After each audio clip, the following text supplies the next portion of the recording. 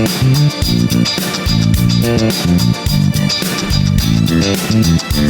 episode of the Better 2 podcast is brought to you by Kitty Mystic and DM Needham, author of My Days with the Dark Muse, as well as Love is Worth Waiting For.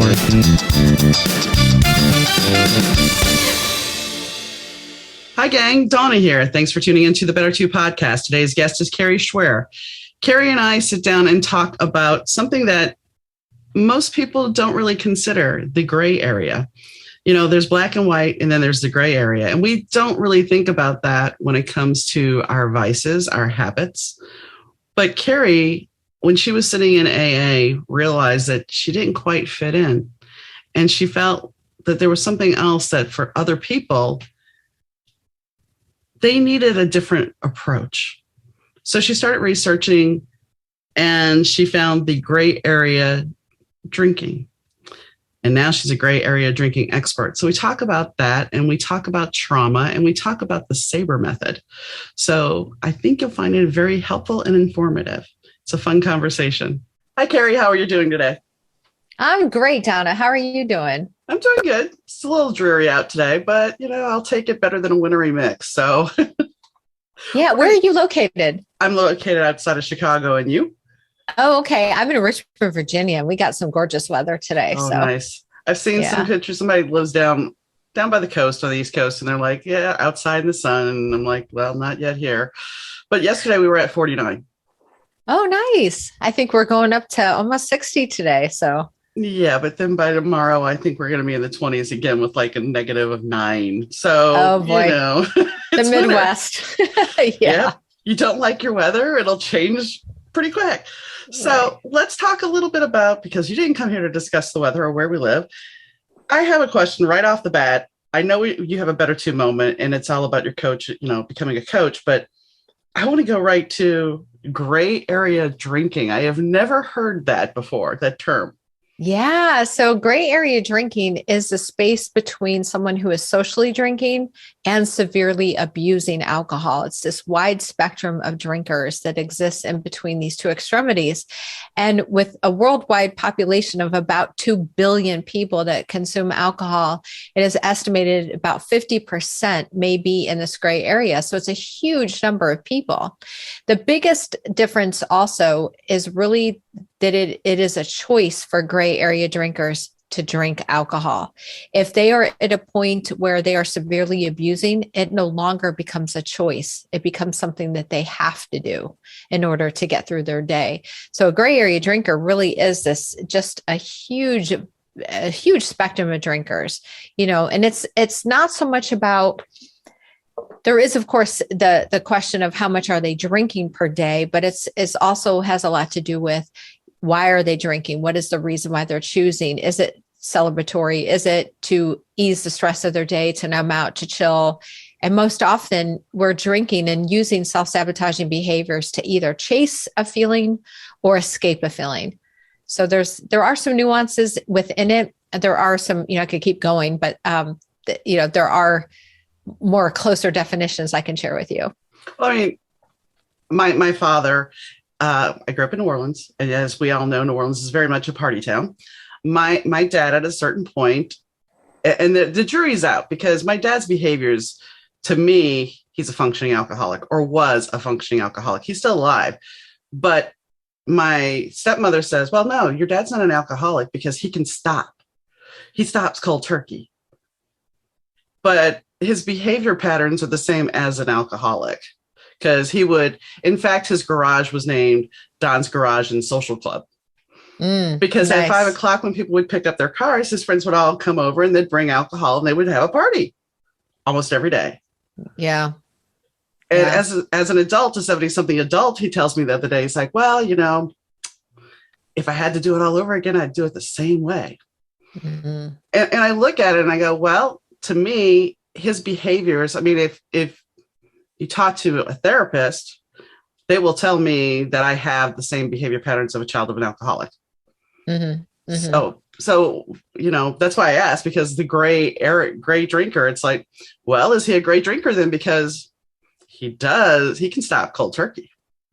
Yeah, it's a really fine line. So I'll go there then with the definition. So the National Institute on Alcohol Abuse and Alcoholism really is starting to use the term alcohol abuse disorder much more frequently outside of alcoholism. And the reason why is because there are three categories that they have identified for someone who is abusing alcohol. We have a mild, medium, and severe category.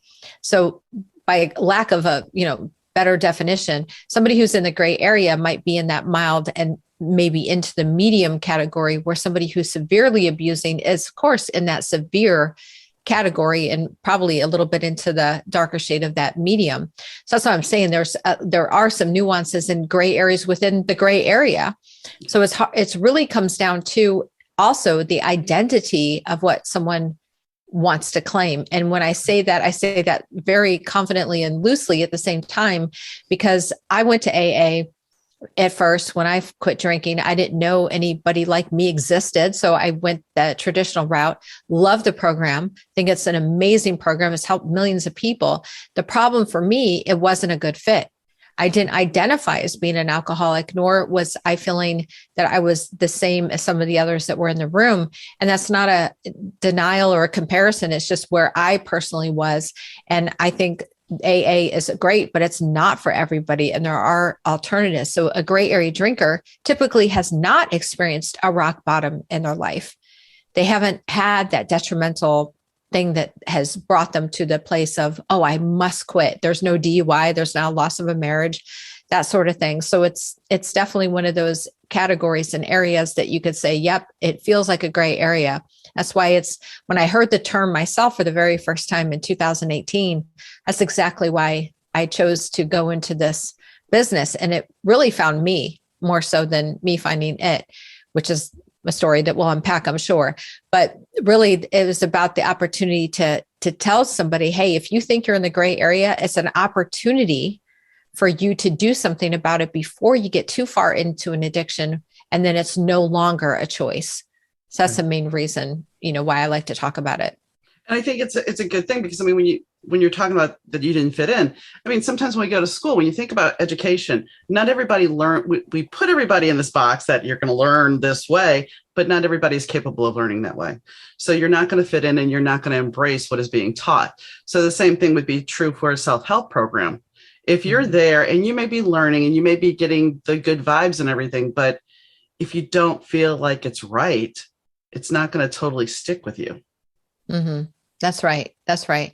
And, our identity has a lot to do with our state of mind.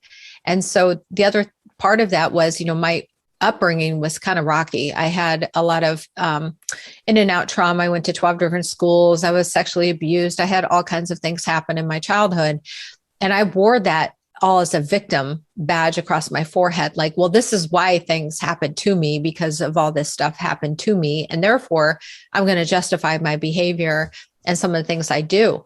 Well, when I went to AA, I really felt like, oh, one more thing, one more badge of honor that I get to carry around with me. And that's when I was like, no, I'm not accepting this. I'm not accepting it because this is not who I am. It's not who I identify as being. And it was the pivotal point of my life and my career a couple of years later that I wanted to change that. So a lot of it has to do with, what are we believing about ourselves and, how we do, look at ourselves in the mirror. Do we have that self-confidence? Are we proud of who we are? Or do we associate our identity with what we do or who we're married to or being someone's mom or daughter versus who we are as a person, as being created in this world? It's a big difference. So it's a big piece of the puzzle for people who can really heal is to claim the identity that works for them. And that's a personal thing, Donna. It's really personal.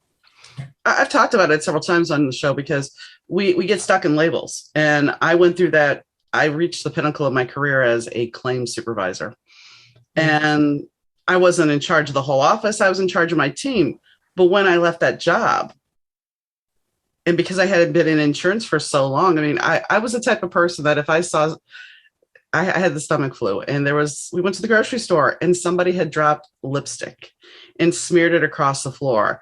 And the insurance brain is sitting there going, this is a slip and fall. This is an accident waiting to happen. Now, mind you, I had the stomach flu. We went to go get some prescription that I had to pick up from the doctor. And I'm more looking for somebody in the grocery store to clean this mess up so somebody doesn't get hurt. And my husband's just like, let the job go.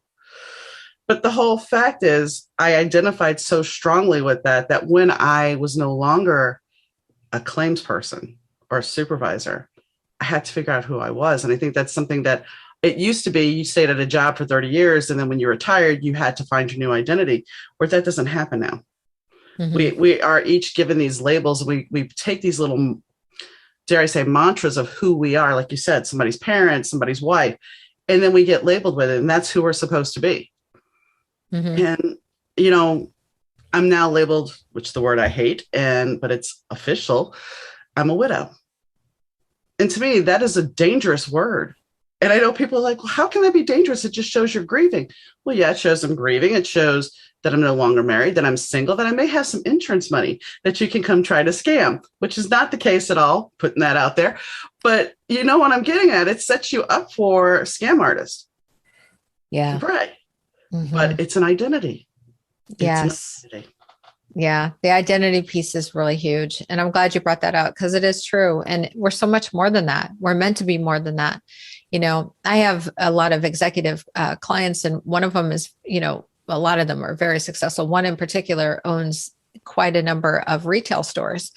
And outside of those retail stores, one of the questions I asked him in a session is, who are you outside of this person for this business? Like, if we're just talking about you as an individual, who are you?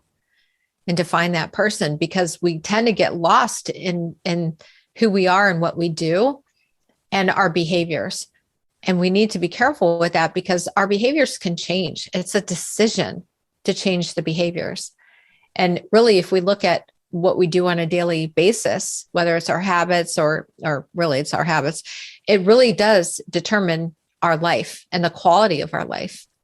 And that can change. Mm-hmm. We have the ability to make those decisions. And again, if, you know, someone, going back to the alcohol thing, if someone is severely abusing and it's no longer a choice, meaning that they really need to have the alcohol in order to get through a day, that's a different conversation. That's not the same as being in a gray area and still having the ability to make a choice.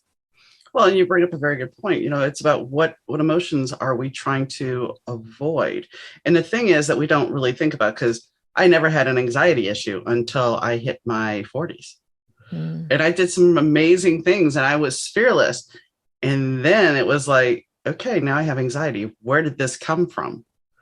And part of it, I think, is we bury everything when we're younger. Especially if you've been through trauma, and you know this, you tend to bob and weave and, okay, I can do this. It's not a big deal. I'll just tamp it away. But eventually it comes home to roost. And it's up to you on how you want it to deal with it. If you want to face it or if you want to numb it. Exactly. And that's just it. Our feelings dictate our behaviors. So if we don't feel good about something, or we're in what I call a protective state, meaning we go inward, or we have, quote unquote, negative feelings attached to our emotions, we then can act out on those because we're trying to fill something or run from something, escape something, or chasing something. And so until we can sit with our feelings and know that it's okay for us to not be okay, it's okay for us to sit with the grief, sit with the anger, sit with the pain, as opposed to acting on it. And by the way, an inaction is the same as an action. So we have to be careful with that too. But, you know, we think that we always got to be doing something to remedy it. And sometimes the answer is to not do anything. I often look, there's a card, because I read cards, the card of the hangman. And the hangman is just there hanging out. But the truth of the matter is, if you don't take action, there's still going to be an action that's taken. And it's just a matter of, are you in control or are you going to be the victim? That's right. That's right. So let's go back to your journey as to how. So you had this great job, great life, and one day you just decided this isn't working? No. Well, not this isn't working, but I'm just saying something feels off. Yeah, well, it sort of found me. So make a long story short, I think I alluded to it already, but in 2016, I was in the medical field and I really was at a place with my drinking and my self-confidence, which was zero at the time. I came to my own enough. I didn't have a rock bottom. Like I said, most gray area drinkers don't. And I quit drinking in 2016. Shortly thereafter, leaving AA, I worked with a coach. And that coach said to me three things. He planted three seeds for me. He said, Kari, I really think someday that you're going to start your own business. And I think you're going to be a coach. And I think that you're going to share your story with the world. And I was like, you are smoking some serious crack, dude, because that's never going to happen. Yeah. I was like, no, and hell no. Well, like all good coaches, he saw something that I couldn't see. That's what coaches do. We see the blind spots in others. And fast forward, it's now the summer of 2018. I'm working at Porsche. I actually started at Porsche right after I quit drinking, all in 2016. And so I was at Porsche when I worked with this coach. And when he said, you might start your own business someday, I'm like, there's no way. Like, I love working here. I make great money. I was making really good money. And it was so fun working there. And, it's just great. So I never saw myself leaving. Well, fast forward 2018, I'm in church with my husband and they were talking about small groups, starting off small groups. And I said to my husband, I want to start a small group. And he goes, great. What are you going to talk about? And I said, well, I'm going to get people together that are drinking too much and doing other things too much, really kind of talk about the gray area. And he was like, that sounds great, honey. So I went to the church and of course they were happy to have somebody else start in a small group, but they said, well, you know what? That sounds like recovery. And we already have a recovery group. And I said, but it's not recovery. I said, I'm not talking about recovery. I'm talking about discovery. Yeah. Totally different. And long story short, they poo-pooed the idea. I was really angry, left the church over it. This was September of 18. My girlfriend called me that day. I happened to be at Best Buy. I'm just like, I'm so angry, but I'm in Best Buy. I'm picking up some accessories for my phone. And she calls me and she said, what's wrong? And I said, oh, I'm so mad. Like, I just got off the phone with the church and blah, blah, blah, blah, blah. And she said, girl, why are you allowing the church to dictate what you want to do? Just start something on your own. And I said, yeah, I don't need that church. I'll show them. And that's literally how my business got started. It started with the idea of a small group turning into I'll show the church, which is such a bad way to start a business, by the way. The vengeance. But and just for the record, I'm back at that church and I have been for years. But anyway, I was just upset because I didn't get my way, but what a blessing that it didn't work out because otherwise I wouldn't be here. So I did. I started, did all the things. I bought the domain name and next thing I know, this thing is starting to take off. And I thought it was just going to be this little side gig thing, meeting up at my house and whatever. And that was September of 18. By May of 19, actually it was April, I said to my husband at dinner table, honey, I think I want to quit my job at Porsche and go all in with GrayTonic. And he leans across the table, Donna, and he gets really close to me and he goes, babe, you make really good money. And I said, I know. And he's like, you really want to do this? I said, I do. He said, okay. So I got the blessing from him and we sucked it up. I mean, we had to, cut corners because you don't just quit a job and make buco dollars. It doesn't work like that, right? It just takes a while. So the first year was interesting. And I thought, wow, this is wonderful. I could do what I could do. I could build whatever I want with this. And it was a lot to learn as an entrepreneur. I'm in coming up. I mean, now we're in 2022. So it'll be 4 years this September, but it's been a roller coaster of figuring things out. But I got to tell you, there's nothing more rewarding. And that's just a complete change for me. I never thought if you would have asked me 6 years ago, would I be here? I would say you're crazy, or you'd be smoking some good crack along with my coach. Well, I mean, that's sometimes we don't see what, you said it, we don't see what others see. in us. And it's funny because one of my friends last night, she said to me, because I live in a small town currently, and she's like, why can't you move to California? What you don't, you're better than where you're at. And the funny thing is, here's the funny thing is I had the same conversation back in 1993 when I was married to my first husband, living in a small town with his two kids. And my best friend at the time says to me, and it's not the same person, says to me, you're much better and much bigger of a person than where you're at. You have more to give to people than where you're at. Mm-hmm. And it's just kind of like, and I lately, that's what's been coming up for me. It's like these shades from the past keep coming back, and people are verbalizing the same thing. And it's like, you didn't get the message last time. Mm-hmm. So pay attention this time. Yeah. So people see, they're capable of seeing us where we see our limitations. And, yes, it might have been bad to have that vengeful thought, but sometimes we need that fire lit under us to get us motivated. Oh, you know? And it was such a fire. I mean, I couldn't sleep like that first week. Mm-hmm. I mean, I was just like, oh my gosh, I'm going to do this and this and this and this. And, it was like a bonfire was lit. And, I still remember thinking, I'm just going to shout on top of the rooftops. And what has happened over the course of the time being in business is that it's shifted to all things gray. So now I really talk about all things in the gray area, whether that's our marriages or our relationships or with our careers, for example.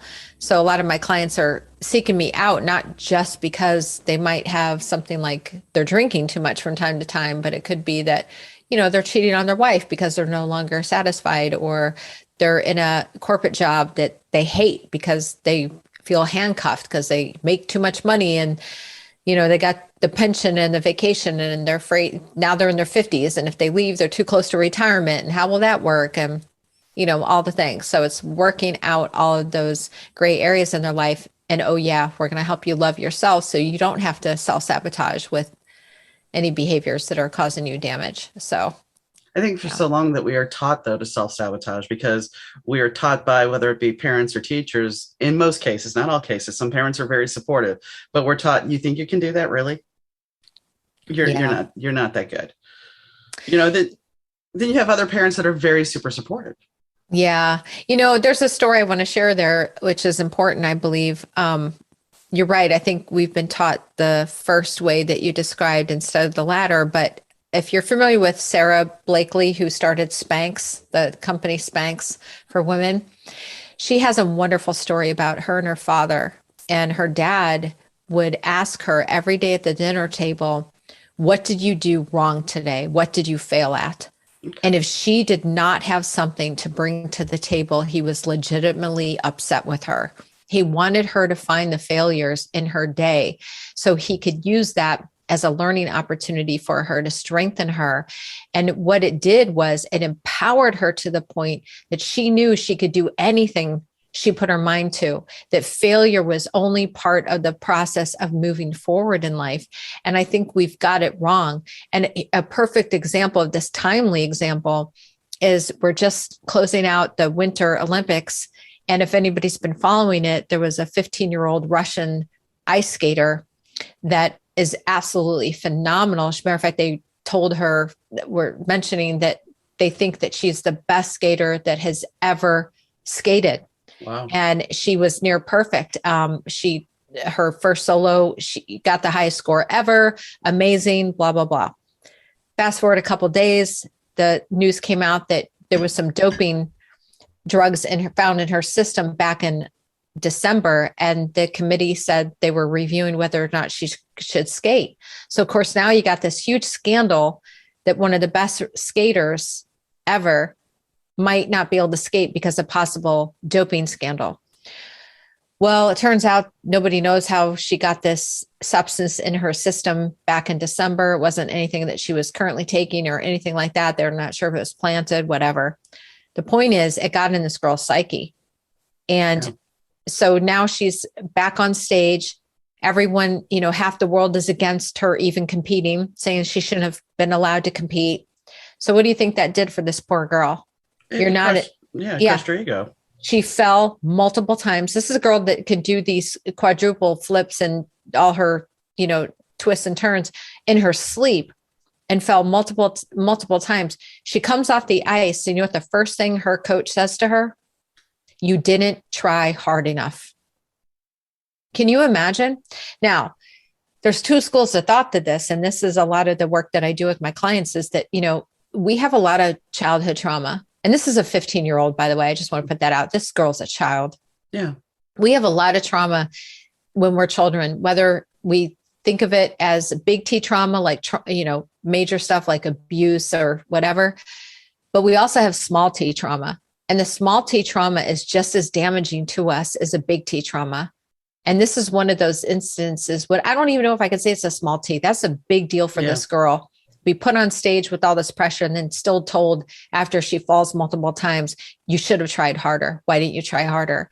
It's just absolutely terrible how this girl was treated. So I think there's something to be said about Sarah Blakely's father. Hey, what'd you fail at today? I'm excited to know. And if she didn't have something, he was legitimately upset with her because he wanted to give her the opportunity for her to fail forward. That's how we learn, and that's how we grow. My mother was notorious for saying, you can do anything you put your mind to, but hold that thought. 2 minutes later, one day you're going to fall flat on your face, and I hope I'm there to see it. Yeah. It's like, wait, what? Yeah. Yeah. So that was kind of a whiplash thing.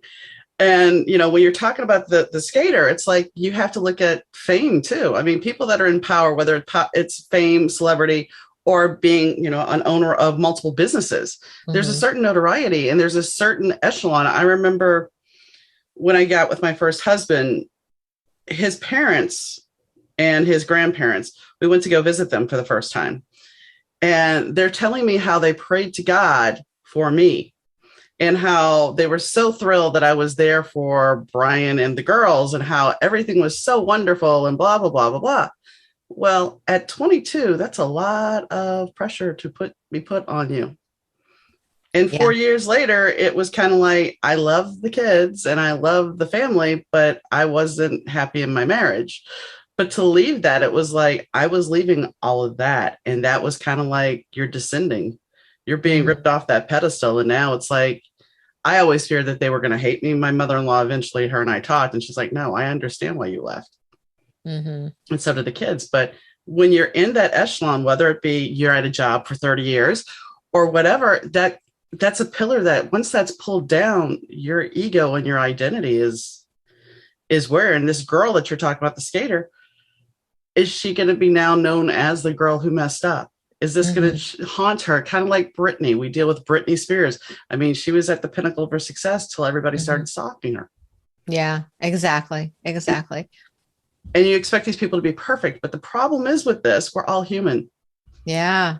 Yeah. Imagine that. We're not perfect. Yeah. Yeah. Yeah. There's something to be said about that. And I think, that's one thing that a lot of people have in common with their low self-esteem or their low self-confidence is a lot of feeling like they're an imposter, that they're just not good enough.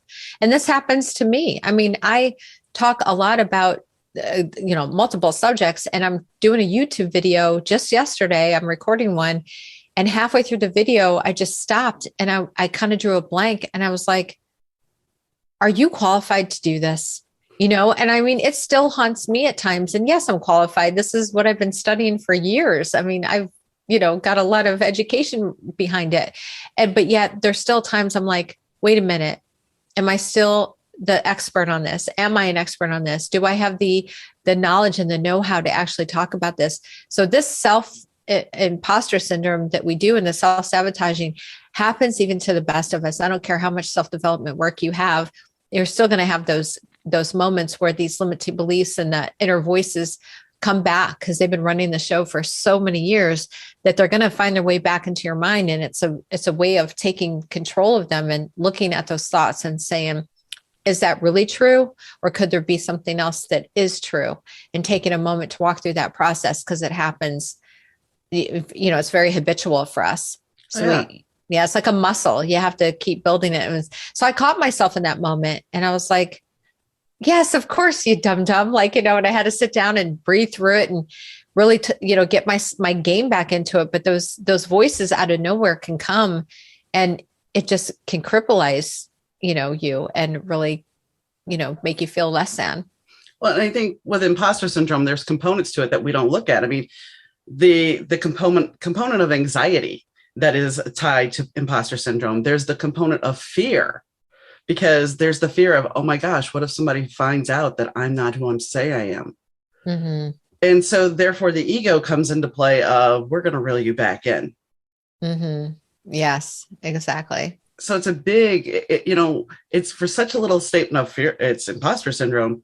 Nobody ever really digs deep. We put the label and that's fine. Mm-hmm. But it's like there's so much more to it. And that's what we have to work on and get past it.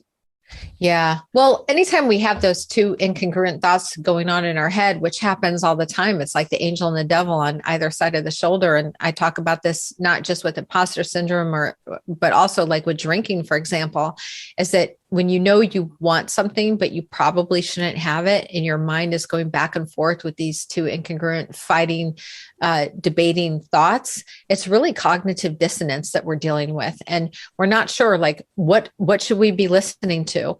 What voice should we be listening to in this moment? And it can really bring us into a negative state if we're not careful. So like acknowledging what that is, saying the word stop is a good way to give yourself some pause and time to look at it, acknowledge what you're thinking, taking a couple of deep cleansing breaths, embracing that you're human, and finding a way to redirect your thoughts by making a new decision. And by the way, that what I just said to you is that my SABER method, it's an acronym, SABER.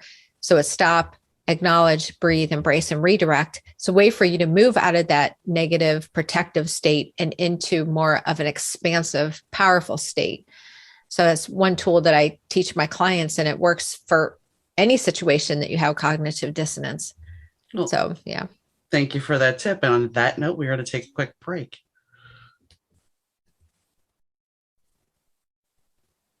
And we're back. So I thank you for the tip. I want to talk a little bit about your book, The Successful Mind: Tools to Living a Purposeful, Productive, and Happy Life.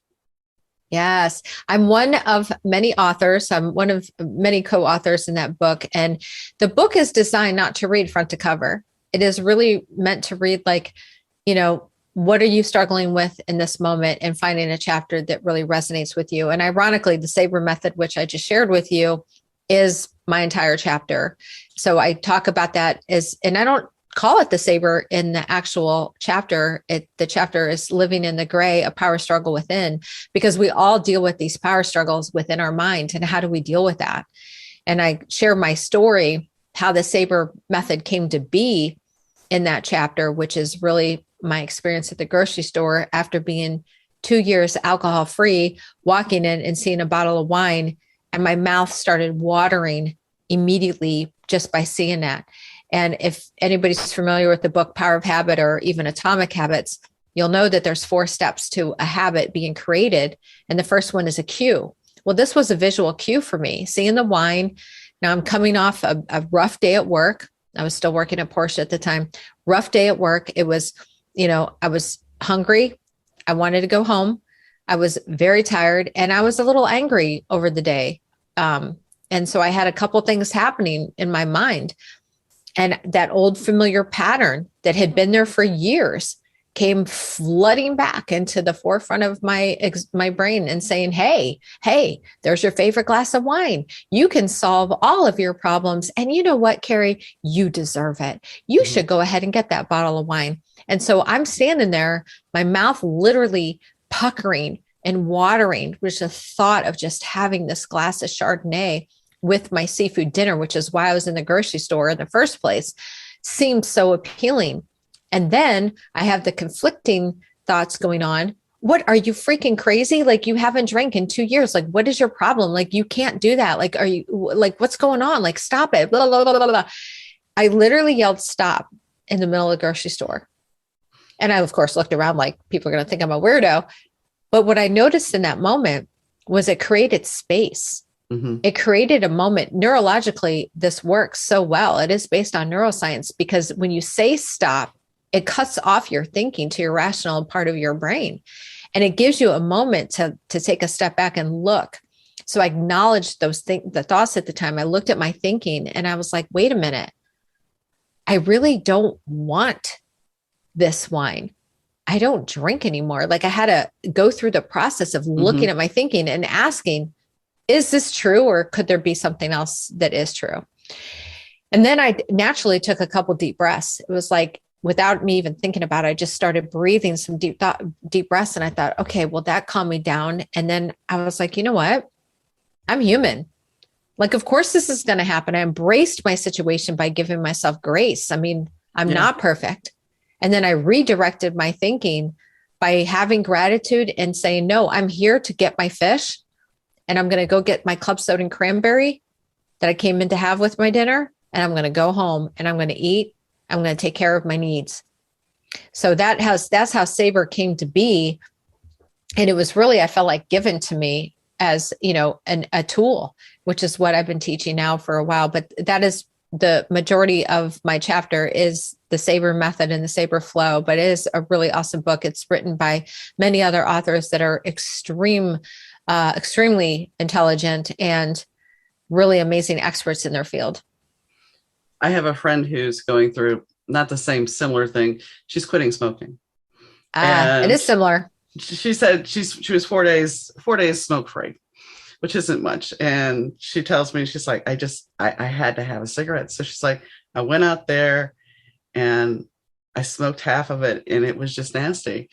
She's like, I was thinking I was going to get a baked potato or something. And I'm like, and you got a soggy fry. And then I'm like, well, wait, no. You got a soggy cafeteria fry from high school. That's cold and just nasty. She goes, yeah, that's exactly what it was. She's like, it wasn't what I wanted anymore. I'm like, that happens. I said, when I quit going to McDonald's, the next time I went, which was like 6 months later, it was just, sorry, McDonald's, but it just didn't taste the same.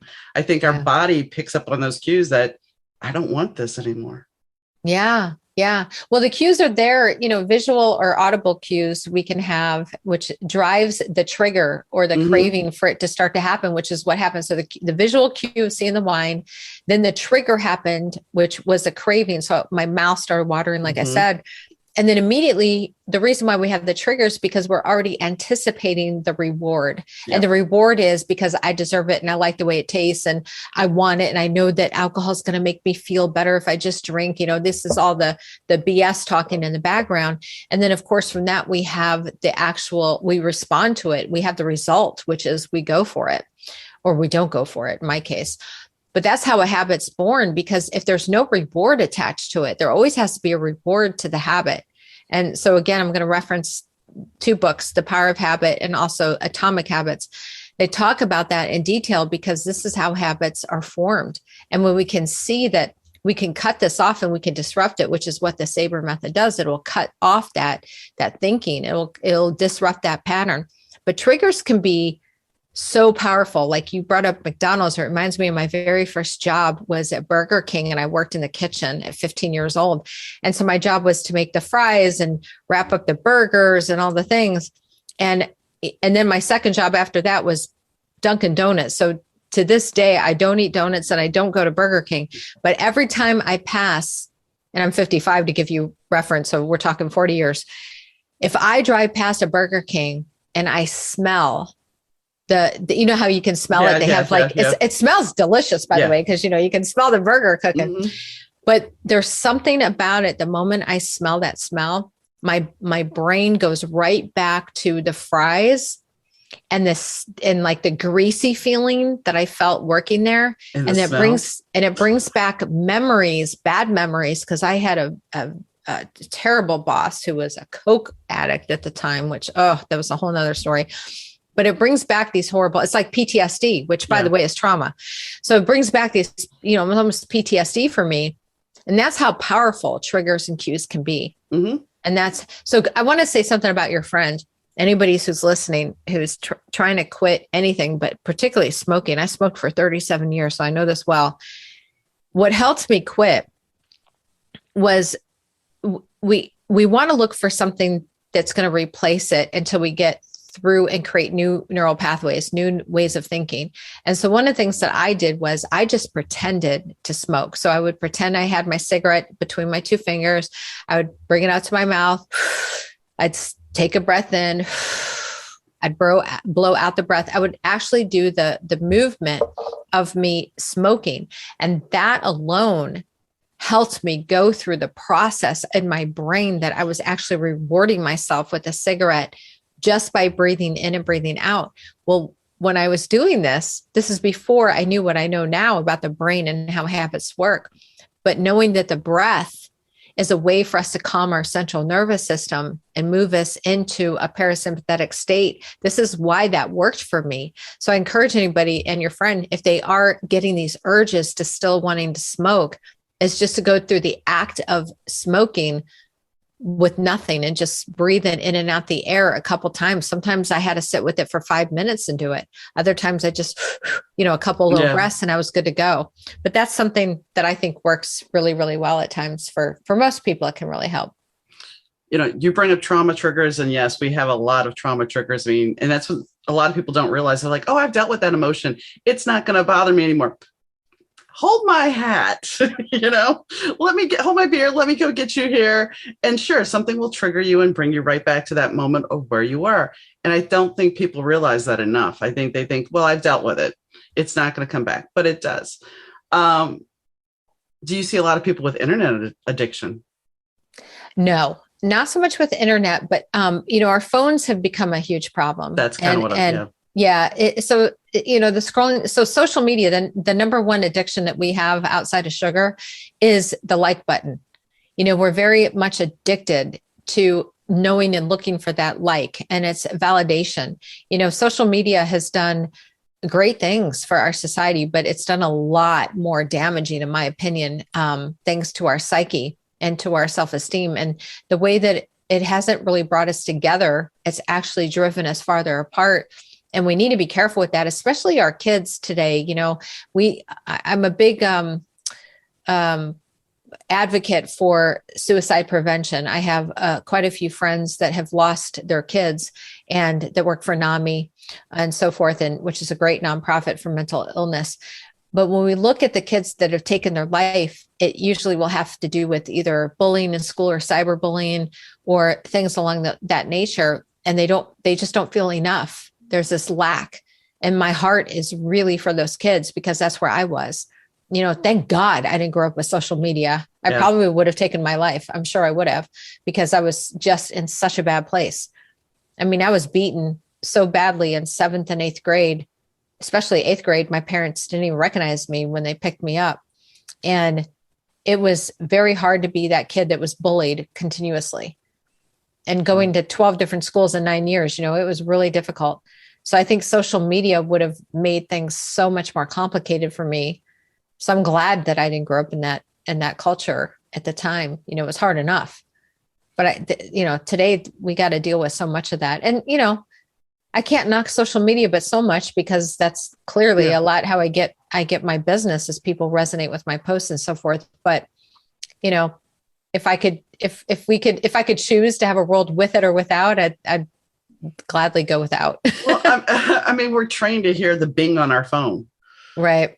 I mean, we always joked about path lost dog, but aren't we doing the same thing with our phones now? Oh my God. We hear the ding. It's like, oh, wait, okay. And, talking about suicide, there was a gentleman that I interviewed. He's 20, I think 22 by now, but I interviewed at the beginning of my first or second season of my show. And at 14, he decided he really wasn't happy. Actually, it was sooner than that. But at 14, he's like, I'm going to get the perfect Facebook picture. I'm going to get the perfect Facebook picture, and my year will be golden and everything. And he got his picture, but he still felt hollow. Mm-hmm. So he was very good about sneaking out of the garage. And so he opened up the garage window, climbed out, and usually he would leave it open, but this night he closed it. And this was in Australia. And he climbed on top of a shopping center and then took a leap off of it that left him paralyzed. He survived. Oh, wow. But eventually he realized that he was looking outside of himself instead of looking inside. Mm-hmm. And that's what kind of gave him this wake-up call. So now, yes, he's a speaker, and actually he's getting some use back with his legs. Oh, thank goodness. Yeah, that's good to hear. It's been a lot of work, but I mean, he's like, I look at that now and go, and he's like, when I go out and speak to these kids, they're like, yeah, I understand. That's where I feel like that. Mm-hmm. And that's the thing about social media. While it's great, the person, I think for the mature person, they can handle getting, well, say your video goes viral and then the next video doesn't. I think a mature person can handle that, but a kid, they want that validation so bad. Yeah. And so there's this ebb and flow of highs and lows. And at what point do you just feel like a failure because my videos aren't getting traction? Mm-hmm. Mm-hmm. So Exactly. how do they deal with that? Well, I hate to say it, but a lot of this is the responsibility of the parents. But if the parents have not been taught any of this too, understanding how the psyche of the brain works, especially as children, if there's any parents that are listening and, your kids, especially if they're under the age of 7, everything that you say and they experience is when their brains are forming factual, what they believe is factual beliefs about a situation. I'll give you a really good, easy example. If you and your husband or spouse are arguing about money and they see that, they might associate money brings people or drives people apart, that money's bad. And they may end up having an issue with money later on in life. Or say they want to meet somebody at the playground and that person doesn't show up. They might equate that to, I'm not a good friend. This person doesn't like me. I'm not enough.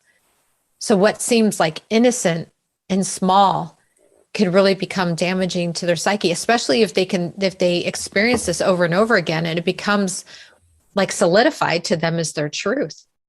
Yeah. And then they live with this, and then it just compounds, because now once you believe something and you experience it again, you're like, your brain says, see, you were right. There it is again. It's more evidence.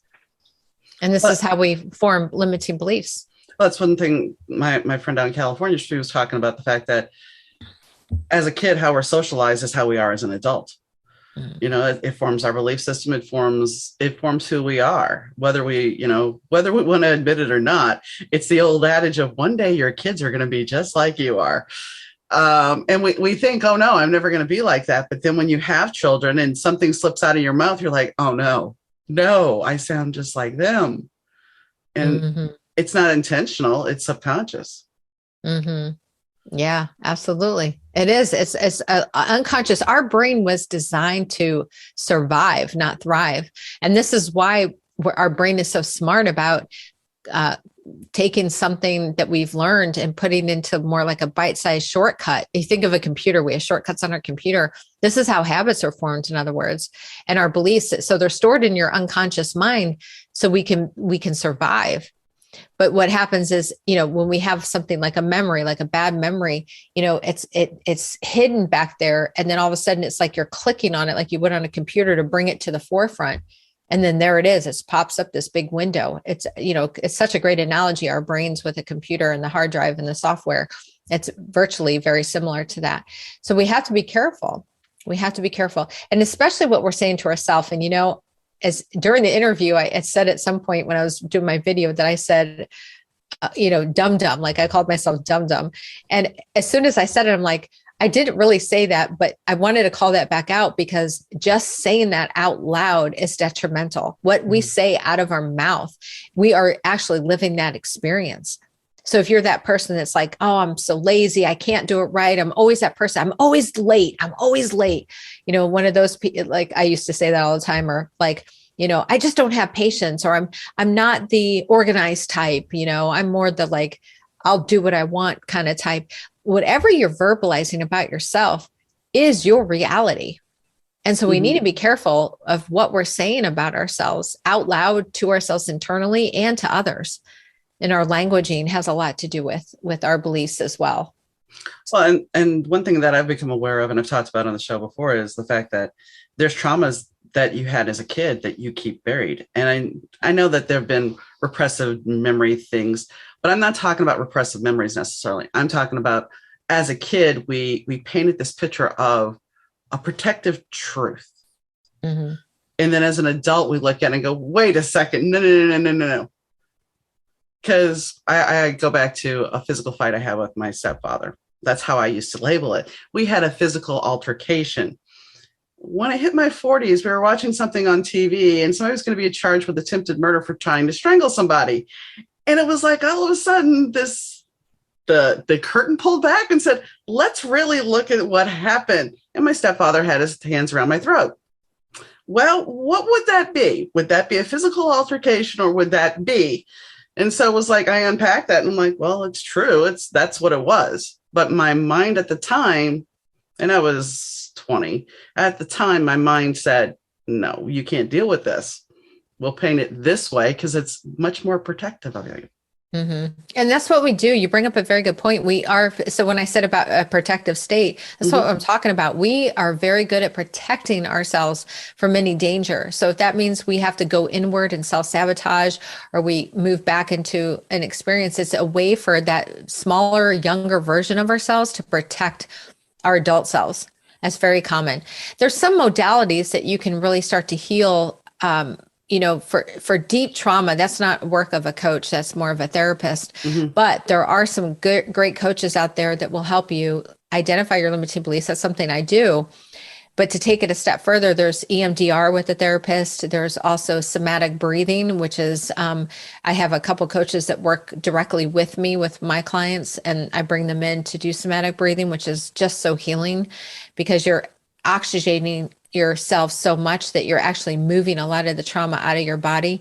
But one of my favorite modalities is tapping. If anybody is familiar with tapping, I've worked with a tapping coach. She's actually part of my team now. And tapping works beautifully because it is directly speaking to your unconscious. And I'll give you a quick example of a memory that I had of sexual abuse. And it was very painful. And we tapped through that. And what happened was I no longer have any emotional ties to the memory, but I still have the memory. The memory will always be there, but the emotional pain and the ties are no longer there through the process of tapping. So there's a lot of modalities that you can start to heal yourself. So know that those are out there. Yeah, I was talking to a therapist the other day and we were talking about traumas and everything. And she's like, you can do name it, claim it, tame it. Yes. Yeah. Yes. And I don't think most of the time we want to name it or claim it because it's like, that's an icky part of ourself. People in metaphysical work talk about the shadow side. And the truth is the shadow side it's not anything bad. It's just basically your baggage that you need to face. And sometimes we don't want to do it, but that's what heals us. Yes, absolutely. We got to go through it. And, I'll say this as a summary is everything that happened in my life, I really look at happened for me. And I don't look at it, I used to think it happened to me. That was the victimhood that I claimed, this is why I'm the way that I am, like you want a bad person, you're going to get one. You want a bad girl that, drops out of school or like gets in a fight, you're going to get her. Right. Well, when I realized that all those things were the setup for what I get to do today. I mean, everything that I coach on, even including, having a marriage that was rocky there. This is one area that I love to coach my clients on is with the relationships. All of that happened, I believe, for me to be in the position that I am today, to be able to help other men and women who are going through the same struggles. And now I look at it as like, was it kind of a weird blessing? Of course. Yes, that's exactly it. Because that's how life works. Life is always working for us. We just need to find the gifts that are hidden behind all of it. Exactly. And that's why I look at, I wouldn't be able to do the podcast had I not gone through some of the stuff I've gone through. Yeah. Because I wouldn't be able to talk to people about the multitude of subjects I get to talk about. So exactly. I completely understand. So is there anything that we haven't covered, Kari? Oh gosh, I don't know. We talked a lot of this is a great conversation. We covered a lot today. And I just want to let people know it doesn't matter what gray area you might find yourself in. There are so many gray areas that you can be in. There's a way out. There's an opportunity for you. It is not doom and gloom. Your life doesn't have to be living in a fog, that you have the opportunity to live the life that you really want to have. It is possible. Well, I thank you, Kari, for coming on and sharing the SABRE method.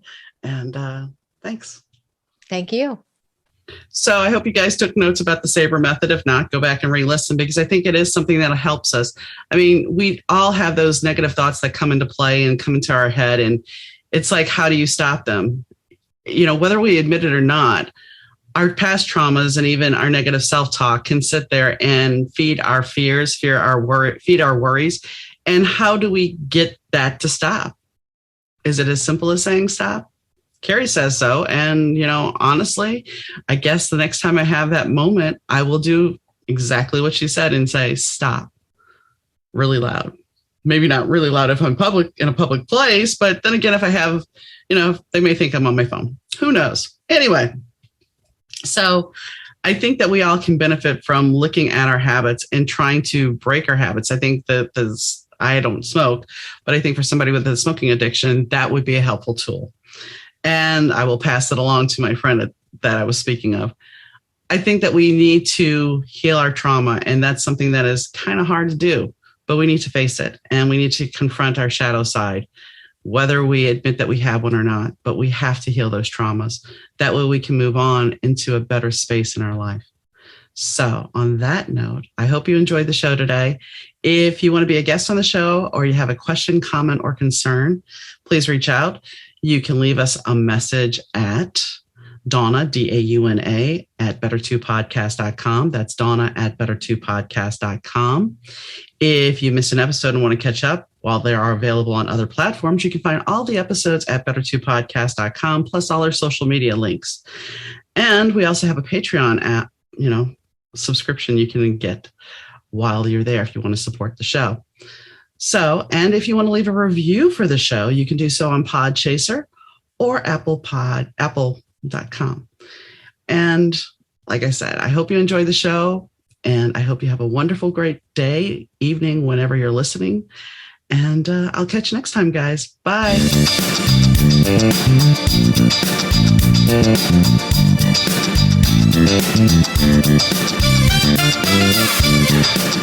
The Better 2 podcast is mixed, edited, and produced by Rich Zai of Third Ear Audio Productions.